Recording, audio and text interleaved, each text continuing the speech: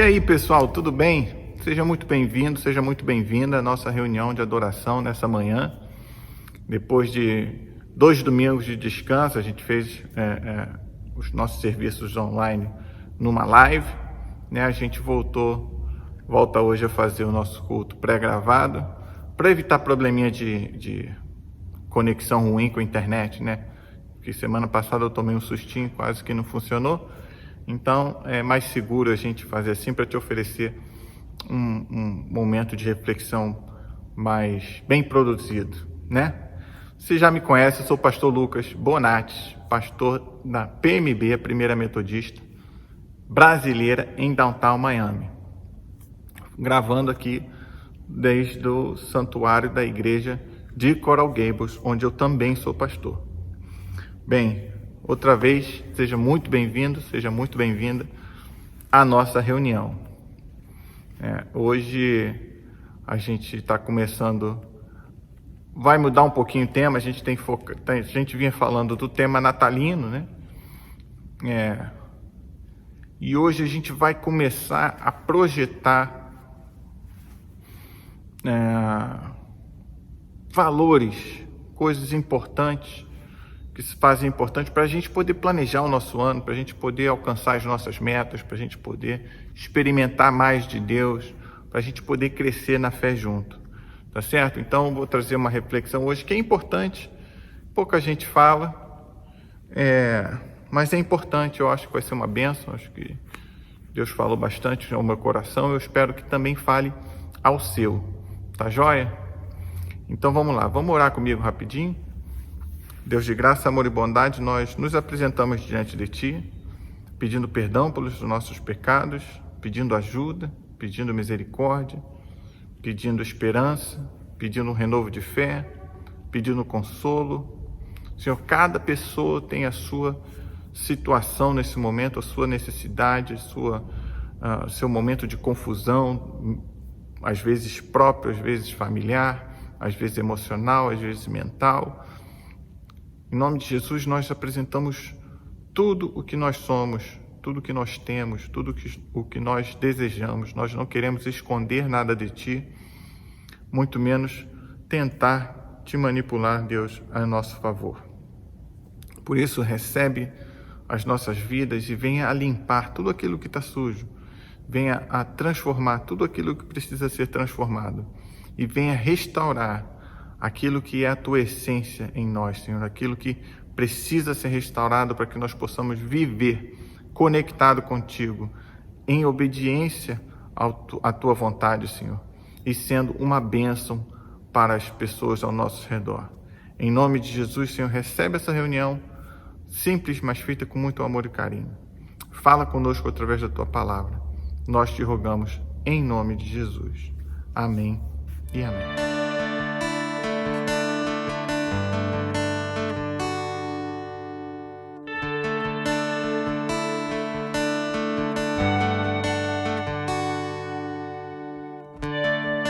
Não há nada igual, não há nada melhor a que se comparar a esperança viva.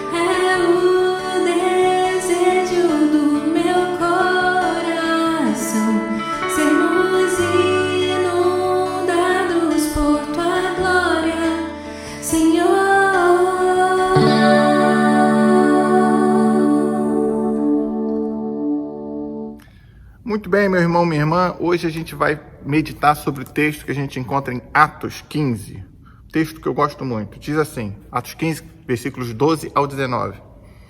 Todos ouviram em silêncio, enquanto Paulo e Barnabé lhes relatavam os sinais e maravilhas que Deus havia realizado por meio deles entre os gentios.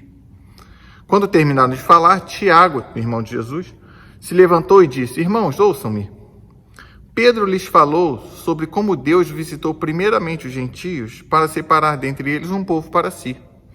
E isso está em pleno acordo com o que disseram os profetas, como está escrito. Depois disso, voltarei e restaurarei a tenda caída de Davi. Reconstruirei suas ruínas e a restaurarei, para que o restante da humanidade busque o Senhor, incluindo os gentios. Todos os que chamei para serem meus, o Senhor falou, aquele que tornou essas coisas conhecidas desde a eternidade. Portanto, disse Tiago, considero que não devemos criar dificuldades para os gentios que se convertem a Deus. Essa é a palavra do Senhor. Cris, eu quero só fazer um comentário rápido disso, porque esse texto, ele é uma demonstração do modelo de gestão, do modelo de liderança do reino de Deus. Tá? A gente chama, às vezes, a economia de Deus, como as coisas funcionam, como as coisas deveriam funcionar de acordo com os princípios que Deus nos revelou através dos profetas, através da lei, através dos evangelhos, através do Novo Testamento, enfim, através da Bíblia. Por quê, queridos? Isso é importante relatar. Esse é o primeiro concílio da igreja. É a primeira vez que a igreja se reúne, os apóstolos, os anciãos, os líderes da igreja, se reúnem para discutir um assunto controverso. Porque até então a gente via uma pregação de unidade no livro de Atos, todos compartilhavam tudo era mil maravilhas. E aqui começam problemas. Então a igreja se reúne para resolver um problema, uma controvérsia, né? Então todos são ouvidos, todos expõem suas opiniões, e os líderes da igreja dão a direção, né? E aí no final das contas eles acabam tendo uma decisão sobre o assunto em questão, que eu não vou entrar no mérito, tá? Mas eles estavam discutindo um assunto aqui. E se a gente for parar para pensar, pensa só, Moisés foi chamado sozinho? Não. O que Deus falou? Arão vai te ajudar. Depois de libertar o povo do Egito, Moisés estava lá sozinho. O que acontece? Jetro chega nele e fala: escolhe 70 para te ajudarem, entre as famílias, né? Não faz isso sozinho, né?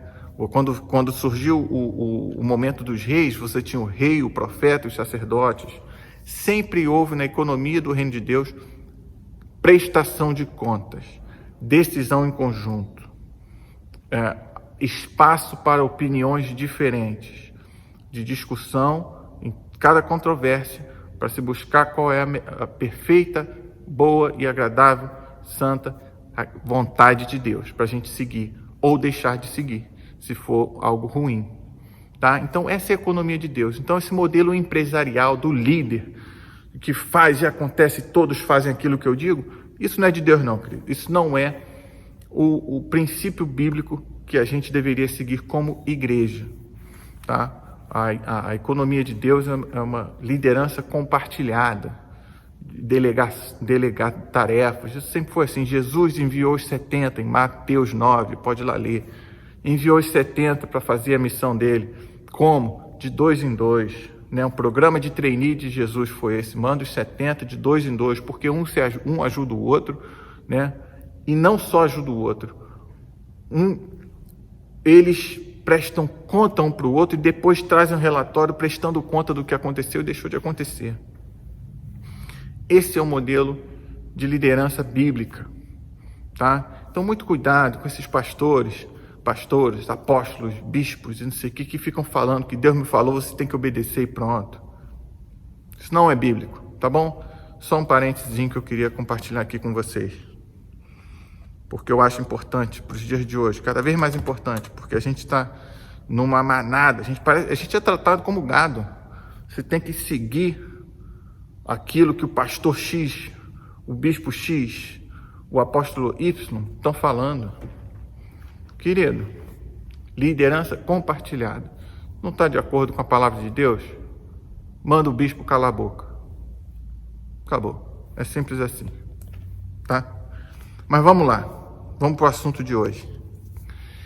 Eu quero, assim, conforme eu ia lendo isso, eu achei interessante. Primeiro por essa questão toda histórica, né? A importância dos concílios, a importância da gestão de igreja dando vozes a todos quando tem uma controvérsia. Mas me fez lembrar de algumas coisas quando eu era pequeno, né? E porque eu me dei conta de que eu não gosto, você já deve ter reparado, né? Eu não gosto de evangeliquez. Meu linguajar, meu jeito de ser, não é o falavarão, olha a cajadada na terra. Não é meu jeito, não gosto, né?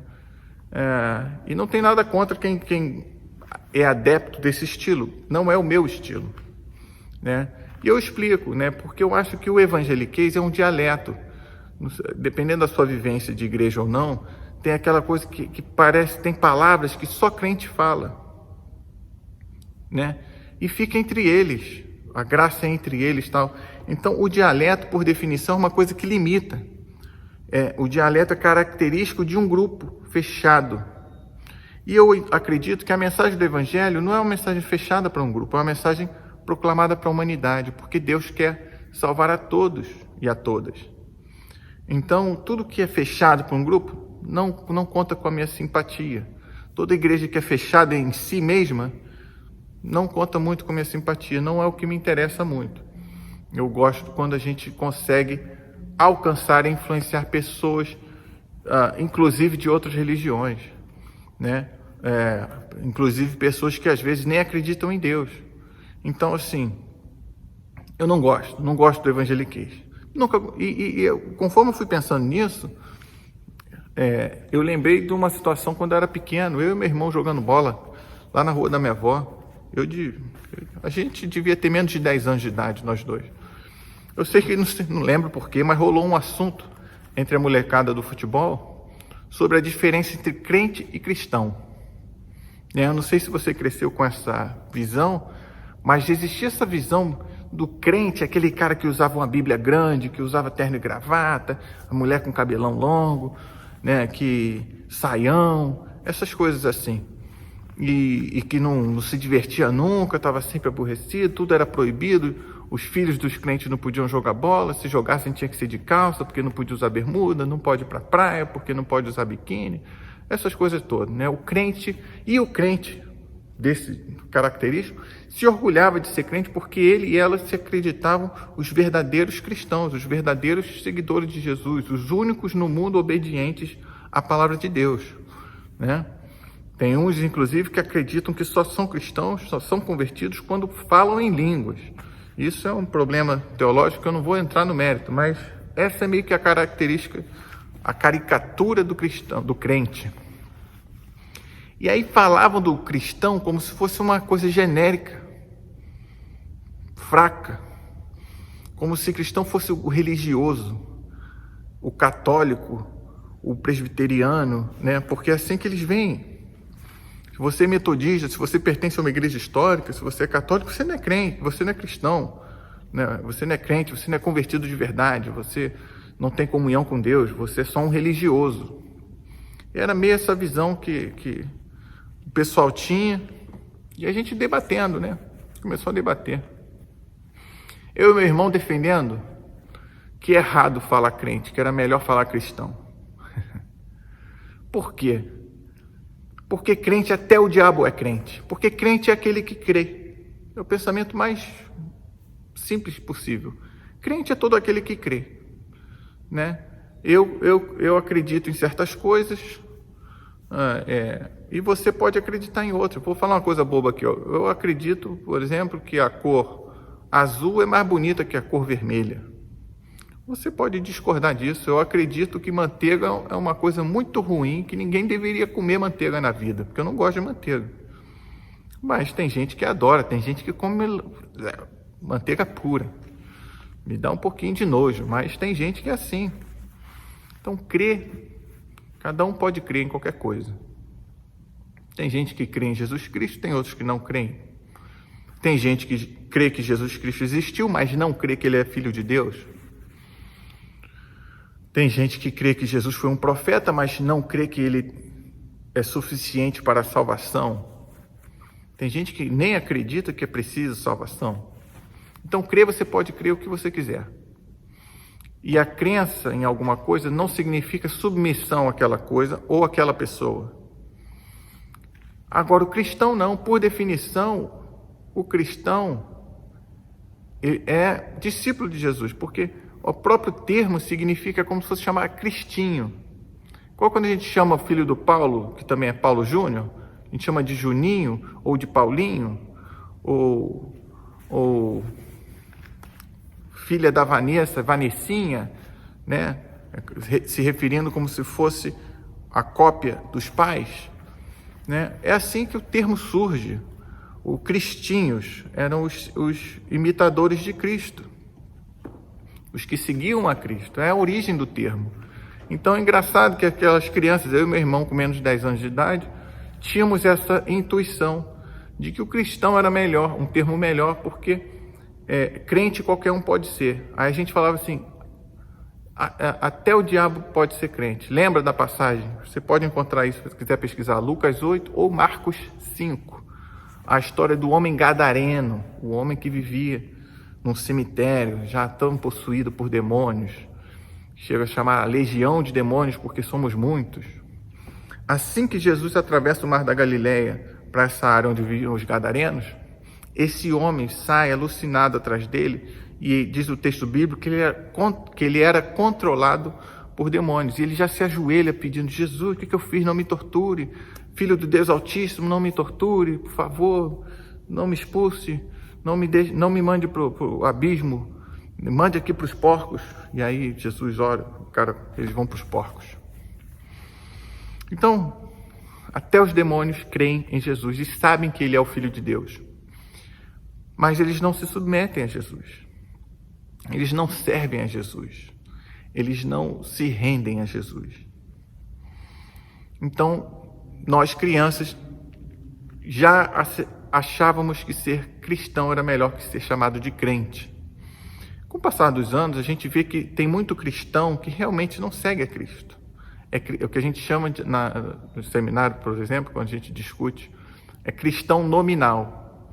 É o cara que diz que é católico, o cara que diz que é assembleano, mas a vida dele não tem nada a ver. Não segue nada dos princípios bíblicos. Eita, bati aqui, desculpa. E por que eu estou falando isso?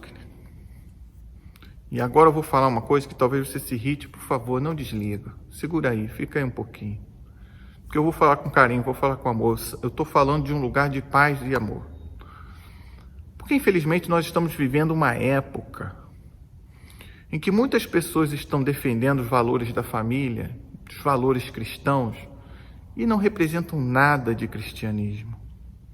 Isso é muito triste. Sabe, eu vou citar uma coisa que aconteceu nos Estados Unidos essa semana, para não citar coisas no Brasil, para não ofender ninguém. Mas tem uma imagem daqueles vândalos invadindo o Congresso americano com a plaquinha dizendo Jesus salva. Esses vândalos atacando a democracia norte-americana, esses bandos de lunático maluco que acreditam em cada baboseira de teoria da conspiração, coisa impressionante que dá nojo. E se dizendo defensores da família, defensores da fé cristã.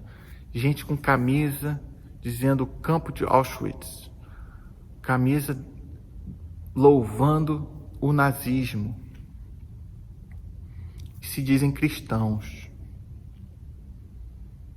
Isso não pode. Isso não pode. Isso não pode. E no Brasil tem outras situações desse tipo. Tem situações também muito ruins. Cristão defendendo matança. Cristão defendendo tortura. cristão defendendo ditadura militar,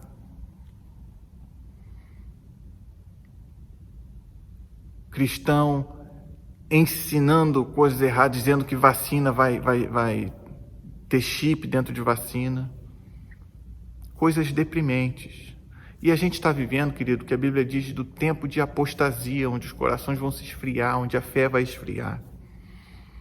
E eu estou citando essas coisas só para um alerta, porque quando nós aceitamos essas coisas como normais dentro da igreja, a gente está dando um péssimo exemplo. A gente está dando um péssimo testemunho. E eu me lembro, a primeira vez que eu me choquei muito, eu conversando com um rapaz aqui nos Estados Unidos, ele falou assim: eu não suporto cristãos porque eles são haters, eles são pessoas que odeiam, eles odeiam tudo que não pertence ao grupinho deles, tudo o que não está de acordo com a vontade deles, eles odeiam. Esse é um grupo manipulado por pessoas, esse é um grupo de pessoas falsas. E eu fiquei chocado com isso. Isso já faz uns anos. E hoje, eu não tiro a razão daquele cara. Porque a gente tem visto na grande mídia certas atitudes dos chamados cristãos que são um terrível exemplo. São um terrível exemplo. E eu acho que Deus está querendo nos convidar a nos posicionarmos, que a gente tem que mudar esse jogo. Porque o cristão não é isso. O cristão é seguidor e seguidora de Jesus. E é aqui onde eu quero colocar uma coisa importante. Porque depois de certa maturidade, eu passei a também não gostar do termo cristão e passei a adotar o termo discípulo e discípula de Jesus. Por quê? Porque o discípulo, por definição, é um aprendiz, é um estudante. E no caso específico do Novo Testamento, os discípulos de Jesus são os estudantes adeptos às ideias de Jesus. São estudantes que aprendem e defendem e vivem de acordo com as ideias de Jesus, com os princípios, com os valores, com os mandamentos, com o exemplo que Jesus nos deu. E o exemplo que Jesus nos deu não incorpora arma, não incorpora tortura, não incorpora crime, não incorpora golpe, não incorpora depredação, não incorpora levante contra as instituições democráticas, não incorpora ódio ao outro. Eu li coisas do tipo, querido, que eles querem invadir a Casa Branca no dia 19. E dizem assim: nós somos a favor da polícia, mas aqueles que se colocarem contra nós são nossos inimigos. Essa é a mentalidade e se chamam de cristãos. E nós, como cristãos, não podemos aceitar isso. Nós somos discípulos e discípulas de Jesus. Por que eu estou falando tudo isso, queridos? Por que eu falei daquele tempo quando eu era criança? Por que eu estou falando disso agora? Porque a maioria das vezes, não importa o perfeito argumento que você ofereça, não importa o conhecimento que você tem, a pessoa não tem, você tenta esclarecer, ensinar, as pessoas não querem mudar de opinião. As pessoas não querem mudar de opinião, de ideia. Elas acreditam naquilo e dane-se o resto. Não os discípulos e as discípulas de Jesus. Porque o discípulo, ele é um estudante, ele é um aprendiz e ele está disposto a aprender, e se tiver que mudar de opinião, ele vai mudar de opinião. Se tiver que mudar de opinião, ela vai mudar de opinião. E então acho que Deus está nos convidando a sermos discípulos e discípulas de Jesus. O texto de hoje, se você ler do princípio do capítulo 15, talvez até antes um pouco, o que está acontecendo? Paulo e Barnabé foram enviados como missionários, eles estão pregando o evangelho em terras de maioria grega, maioria não judeus. E eles estão convertendo os gentios, os não judeus. Só que eles não estão obrigando os gentios a viverem como judeus, porque os discípulos de Jesus, em sua maioria, eles estavam em Jerusalém pregando para judeus, tanto que nesse concílio existia o grupo dos fariseus ali, os fariseus convertidos, os fariseus que confessaram a Cristo como Salvador. Mas eles viviam, sua prática de fé era a prática judaica. Eles guardavam sábado, tudo que os judeus faziam, eles também faziam, só que eles aceitavam Jesus como Salvador. E eles só pregavam para judeus, eles não tinham ainda o entendimento de que a vontade de Deus era para todos. Isso começa a mudar quando Pedro tem uma visão, no capítulo 9 de Atos, você pode ler sobre isso. Isso é uma mudança, e Paulo já era um revolucionário, um visionário, ele já estava pregando para os judeus, para os gentios, e não os obrigava a seguir o código religioso, o código moral, o código moral não, o código de dieta, o código de vida judeu. Ele não obrigava os gentios a fazer isso. E aí um grupo de judeus vai ver isso e fica contrariado e começa a querer circuncisar todos os homens. E Paulo fala, não precisa. Barnabé fala, não precisa. E aí eles têm que voltar para Jerusalém. Tem esse concílio no capítulo 15 para resolver essas coisas.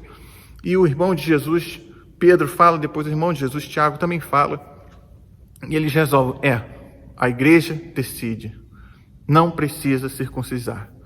Mas eles não podem comer, por exemplo, não podem comer carne oferecida aos ídolos. Então eles oferecem algumas regras para os gentios seguirem, mas não obrigam a circuncisão.